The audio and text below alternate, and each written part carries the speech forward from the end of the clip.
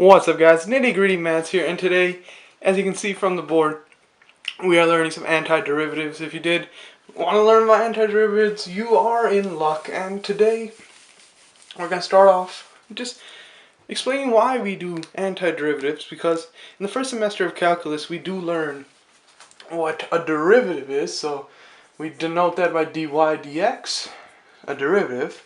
And if we just take anything, so x to the n, we put the exponent in front and minus 1 from the exponent. Pretty good stuff. We've learned that. We've hammered it down and we know what it is. So integration or antiderivatives, we use elongated s.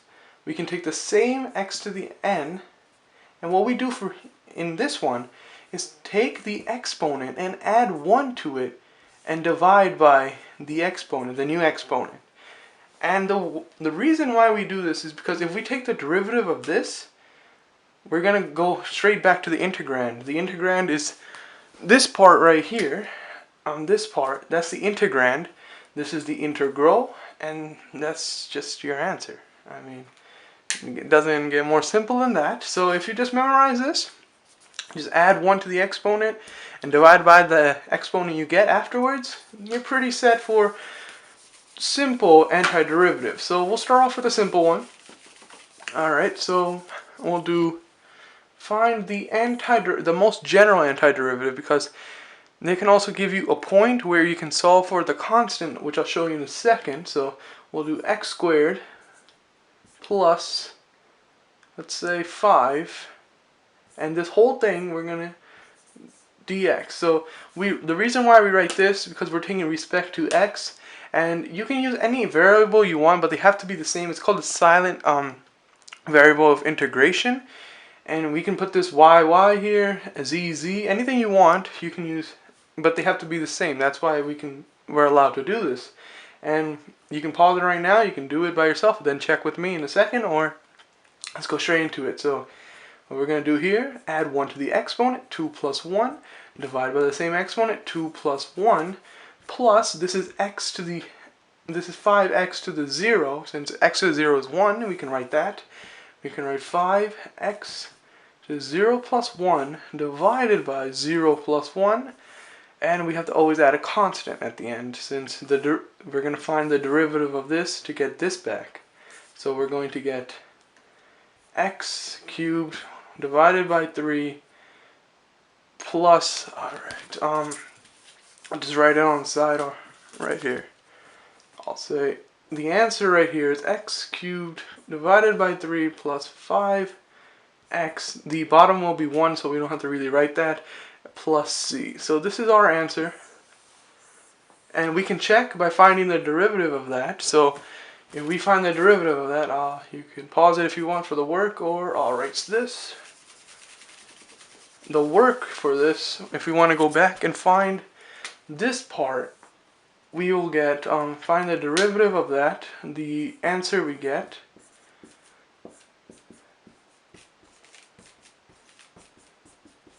And if we just applied our rule, we're going to put the 3 in front, divide.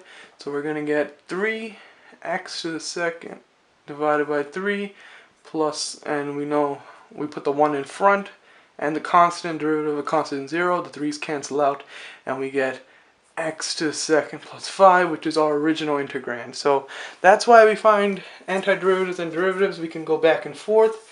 And a little tip for trig. I know you guys love trig.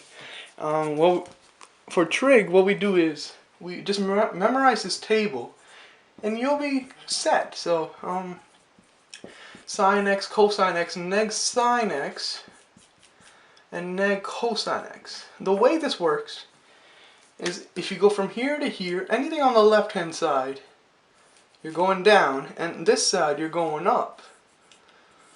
And what we're going to do here, this is your derivative side. If you find the derivative, and this is your antiderivative, or even definite integrals. So the way it works, you find the derivative of sine x, you get cosine x. Find the derivative of cosine x, you get negative sine, and that's how it works. And if you want to go find the derivative of negative cosine x, it goes all the way back up to sine x.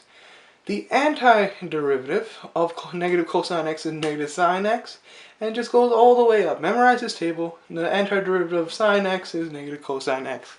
Memorize it, you'll be set for most trig questions, but they do get a little hard, I'll tell you that. So, I'll give you a trig question, and there's something that you need to know. It's U substitution, but nothing that hard. So, if you guys know U substitution, you're gonna be good in the next question. If you don't, no worries. I'll teach you right now. So we'll do sine 2x dx. All right. So there's sine, but this doesn't match our angle that we had in the previous table, which they're all x's. And if you don't want to use U substitution, you don't really need to, because you just have to memorize that you have to find the derivative of the angle and multiply by that. But what we're gonna do here is let U equal the angle. So we're going to get a U here. Well, we have to find the derivative of U with respect to x. So we're going to find du dx is equal to 2. Cross multiply, and you're eventually going to get dx is equal to du times 1/2. That's just straight up algebra right there. And you're going to get the antiderivative of sine. We said 2x is our u, dx is our du, times 1/2. So without the 1/2 there, this part right here is straight up one of our, from the table. And we know the antiderivative of sine x is just negative cosine x, but in integrals, we can take out the constant and put it in front or leave it there. It doesn't really matter. So we can put this 1/2 in the front, since it doesn't really matter.